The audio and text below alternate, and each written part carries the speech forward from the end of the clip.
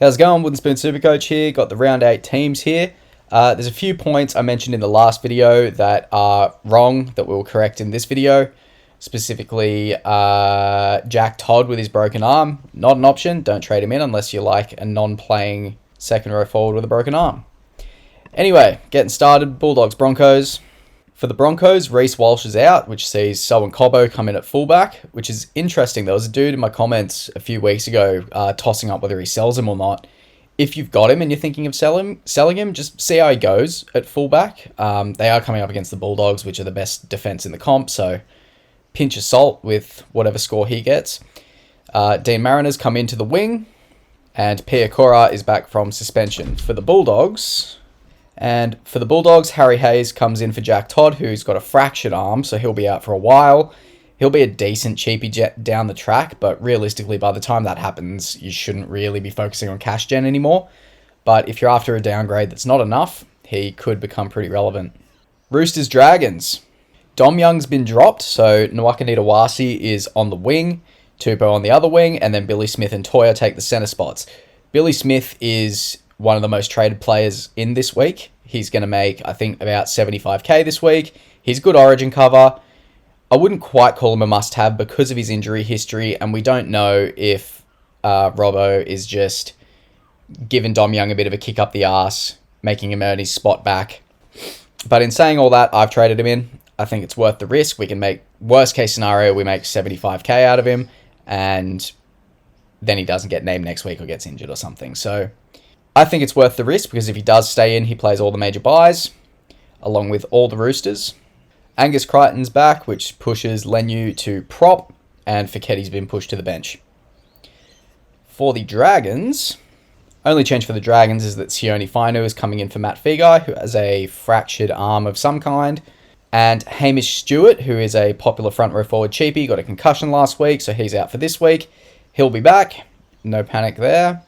Although Emre Gula is back from suspension, so that might be it for Hamish Stewart. He might just get slightly less minutes or whatever. Not an immediate trade out, but he could become a little bit of an AE nightmare with Emre Gula coming back. Warriors Knights. For the Warriors, Chance Nickel-Klogstad back from concussion, which moves Tuapiki back to the wing. Ed Cossey drops to the reserves. Rocco Berry's back from a one-match ban, so Kurt Capewell returns to the back row and Halasima to the bench.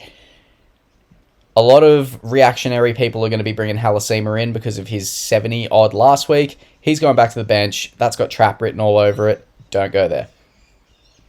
This is a big one. Dylan Lucas is back. I've traded him back in. Originally, I was trying to get Fanua Blake in this week to stack the pack, but Dylan Lucas is a little bit cheaper. He's got a good break even. The hamstring is a little bit of a worry. The re-injury rate is at its highest when they first come back with hamstrings. And forwards do put a fair bit of load under their hamstrings with like post-contact meters pushing through giant cunts. So unfortunately that means Thomas Kant moves to the bench. Not a sell straight away. He's done well enough that even with a significant drop in scoring, he will still make a little bit of money before it dries up. But I can't talk you out of trading him out if you're thinking about it. And we don't care about players named in the extended squad. So we'll move on from that game. Storm Rabbitohs. Finally, we get a look at Latrell Mitchell back at fullback. He's gotten a few shit scores, so he'll drop a little bit of cash for us. Maybe against Storm, he gets another shit score, and we can look at bringing him in fairly cheap in the coming weeks. If you've already got him, I respect the balls, but it hasn't really worked out. I think if you're thinking of bringing him in, which most of super coaches will be, I reckon use this game to see how he goes against a tough team. And then if we look at who he plays next week, so we got Melbourne this week, Newcastle next week. So that'll give us a good indication of what he's going to score against a strong team and then a weaker team. And then we can make a decision there. Or if he does all right against Melbourne, you can definitely bring him in for the Newcastle game. So that move from Latrell does have a bit of a snowball effect.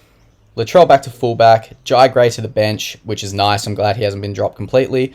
Lewis Dodd dropping out, makes sense. Bailey Bentley-Hape comes in on the wing, so Campbell Graham shifts to centre and Ewan Aitken to the back row. Jaden Sullivan returns from suspension at halfback and partner Cody Walker at the scrum base. Lachlan Hubner is out with concussion. Jai Arrow slides to lock. I thought Hubner got dropped, which would have been a bit weird because Wayne did bring him over from the Dolphins, so that's good to see. He's not an immediate sell, but he is not really converting to Supercoach points too well. So I wouldn't be against moving him on at some point soon.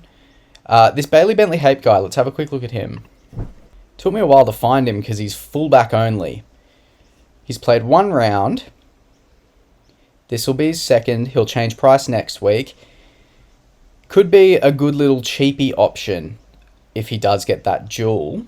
However, this isn't a Latrell Mitchell we're talking about, who is worth the trade in. He's matchup proof. The Rabbitohs don't have the best origin cover. They don't play round 12, which is one of the tougher ones, and they don't play 19 either. So that middle section is okay, but him not playing round 12 is enough for me to let him go, unless he, scores a double and gets like a crazy negative break even. That goes without saying, but yeah, he'll have to do something pretty special to find his way into my team at least. So just be careful with that. Ewan Aitken, I'm keen to get a look at. He's been a good Supercoach option in the last few years for me. So it'll be interesting to see how he does at the Rabbitohs. For the Storm, loss of Jack Howarth is offset by the return of Nick Meaney from a jaw injury. Bench forward Kamakamika is out with an ankle injury. Valuepu replaces him. Asafa Solomona works through the NRL's return to play protocols for concussion and has been listed among the reserves for the Anzac Day game. So, Kane Bradley, another cheapy guy that people are looking at, but Storm also have really bad origin cover. They don't play 12 or 15, so that's rough as shit. The only players from the Storm I'm looking at or that I'm happy keeping are Pappenhausen and Munster. Munster's off in origin anyway, and I'm happy to hold Pappenhausen. I'm going to be looking at bringing Eli Katoa in round 16 here after these buys. I just don't think they're worth carrying through and losing players for 2 major buys in a row. But in saying that, let's have a look at him and just make sure he's not going to make 100k by stepping on the field, because we don't want to miss out on that. So he's only played the 1 round. We don't need to get him in this week. He does have a -7 break even, which is good. He's got the second row forward center wing duel, which is golden. I will take as many of them as I can. That's also a lot of the reason why I brought in Dylan Lucas. That flexibility is so valuable. Sorry if, let me quickly check. Yeah, the cropping on these tables is fucked. I can't be bothered to set it all up. I'll be back in my apartment next week, so all these little issues will disappear soon, and we'll get back to the normal upload schedule. Anyway, Storm. Souths, Canberra, Wests, and Sharks to an extent. The draw's pretty good, so if he is on the wing, is he a wing or a center? He is a winger. Okay. This guy has potential to make a lot of money. We should also quickly check whether Warbrick comes back.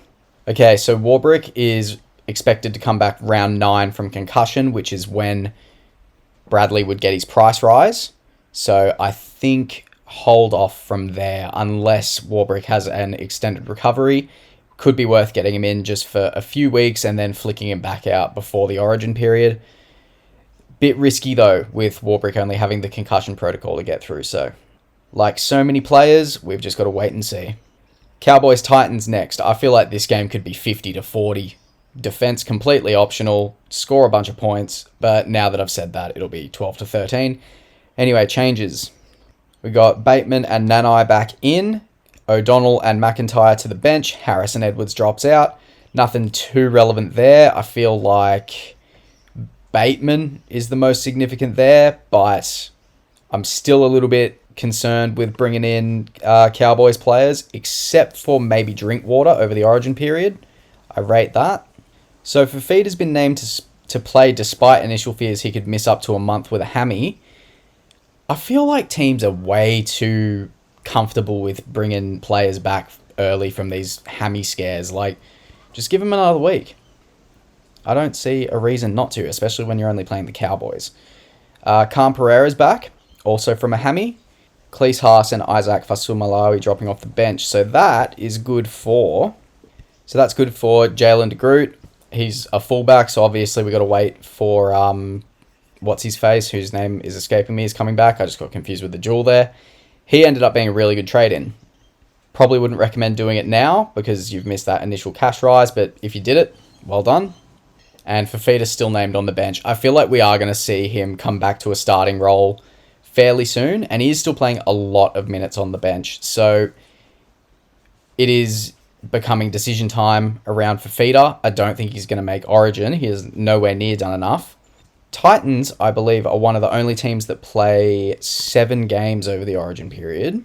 No, sorry, that's the Cowboys and the Knights. Titans don't play round 12, which is rough. Few tough matchups in there, but it is the Origin period, so starless teams.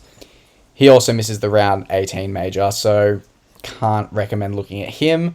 For the run home, though, could be exciting. Panthers Manly, Turbo's back.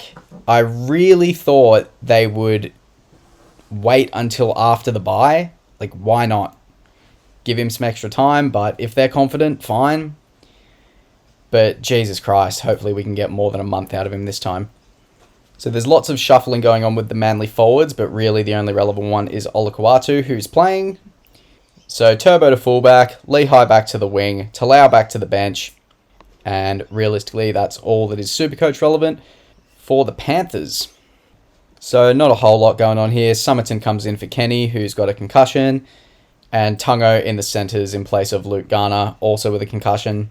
So not a whole lot relevant there, but we're getting back to a full-strength Panthers. They've just got To'o to come back, and I think this little slide they've had, once they get all these players back, I think they're going to be not quite the same as last year, but I think they will be up there with a Storm-level threat to the comp, so don't count them out. They're still fucking good. Raiders-Dolphins.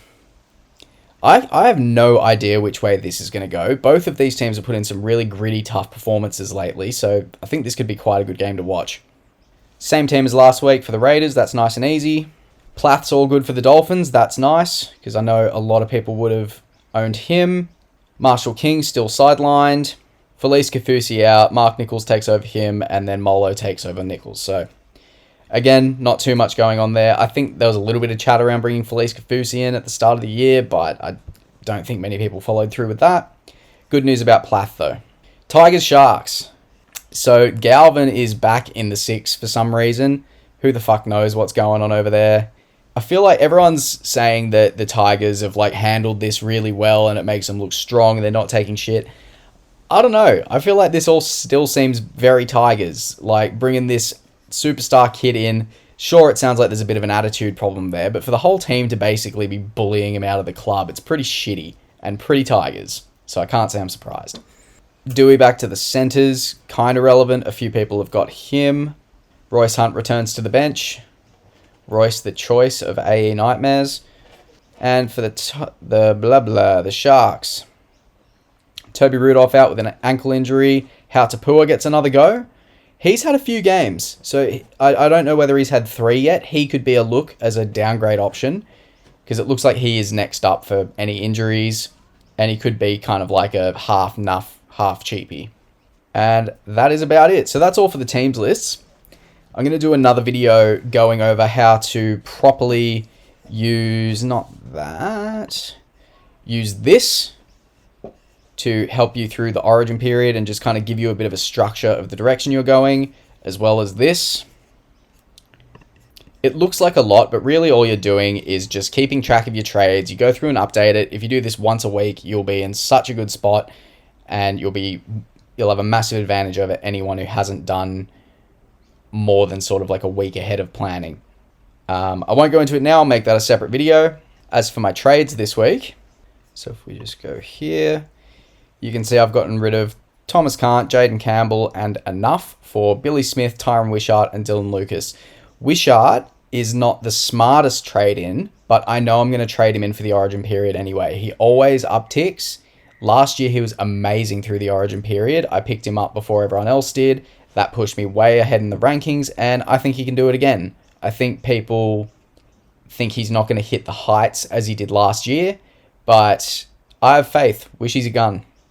And obviously Lucas coming back, a gun that I started with. He was my best performing second row forward out of him, Olakau'atu, Tino. He was amazing. He's straight back in. Billy Smith's a good moneymaker and good Origin cover, so that's my logic around that. Oh shit, I just reversed it. I'll fix that again. But yeah, hopefully we can get back into the top 1,000. Bit salty that I've fallen out of it, but at the end of the day, that's still an amazing rank, so can't be too upset with it. Good luck in round 8, and I will see you for an updated Origin planning video. Uru.